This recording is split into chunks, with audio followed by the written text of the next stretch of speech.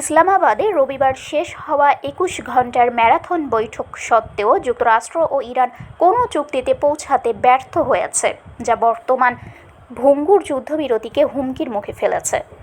৬ সপ্তাহেরও বেশি সময় ধরে চলা এই যুদ্ধে হাজার হাজার মানুষের মৃত্যু এবং বিশ্ববাজারে জ্বালানি তেলের দাম আকাশচুম্বী হওয়ার পর এই আলোচনা ব্যর্থ হওয়ার জন্য উভয় পক্ষই একে অপরকে দায়ী করছে। দীর্ঘ সময় চলা স্নায়ুক্ষয়ী আলোচনার পর কোনো সমঝোতা ছাড়াই অবশেষে পাকিস্তান ছাড়লেন যুক্তরাষ্ট্র ও ইরানের প্রতিনিধিরা। মার্কিন প্রতিনিধি দলের প্রধান vice president J.D.. Vance Islamabad ত্যাগ করার আগে সাংবাদিকদের বলেন, খারাপ খবর হলো আমরা কোনো চুক্তিতে পৌঁছাতে পারিনি, তবে আমার মনে হয় এটি যুক্তরাষ্ট্রের চেয়ে ইরানের জন্য অনেক বেশি খারাপ খবর। তিনি স্পষ্ট করে দেন, ওয়াশিংটন তার রেড লাইন বা চূড়ান্ত সীমার বিষয়ে কোনো আপোষ করবে না। পারমাণবিক কর্মসূচি ও রেড লাইন নিয়ে বিরোধ। ভ্যান্স জানান, ইরান মার্কিন শর্তগুলো মেনে না নেওয়ার সিদ্ধান্ত নিয়েছে।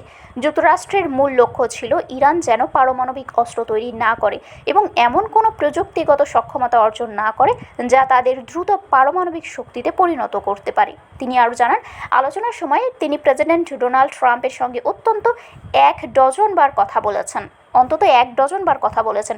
তবে ট্রাম্প শনিবারই মন্তব্য করেছিলেন, চুক্তি হওয়া বা না হওয়া তার কাছে খুব একটা গুরুত্বপূর্ণ নয়, কারণ তার মতে আমেরিকা ইতোমধ্যে যুদ্ধে জিতে গেছে। ইরানের পাল্টা অভিযোগ, অতিরিক্ত দাবি। ইরানি সংবাদ সংস্থা তাসনিম নিউজ জানিয়েছে, যুক্তরাষ্ট্রের অতিরিক্ত ও অযৌক্তিক দাবির কারণে চুক্তি সম্ভব হয়নি। ইরানি গণমাধ্যমগুলোর মতে অনেক বিষয় ঐকমত্য হলেও হরমুজ প্রণালীর নিয়ন্ত্রণ এবং ইরানের পারমাণবিক কর্মসূচি নিয়ে দুই পক্ষের মধ্যে গভীর মতপার্থক্য রয়ে গেছে। ইরানের পররাষ্ট্র মন্ত্রণালয়ের মুখপাত্র জানান, অবিশ্বাসের পরিবেশে এই আলোচনা হয়েছে এবং মাত্র একটি অধিবেশনে সব সমস্যার সমাধান আশা করা স্বাভাবিক নয়। হরমুজ প্রণালী ও লেবানন ইস্যু। তেহরান শুধু বিদেশের ব্যাংকে জব্দকৃত অর্থ ফেরত পাওয়াই নয়, বরং হরমুজ প্রণালীর নিয়ন্ত্রণ, যুদ্ধের ক্ষতিপূরণ এবং লেবানন সহ পুরো অঞ্চলে যুদ্ধবিরতির দাবি জানিয়ে আসছে। বিশেষ করে ইসরায়েল কর্তৃক লেবাননে হিজবুল্লাহর ওপর হামলা বন্ধ করার বিষয়ে ইরান অনড় ছিল।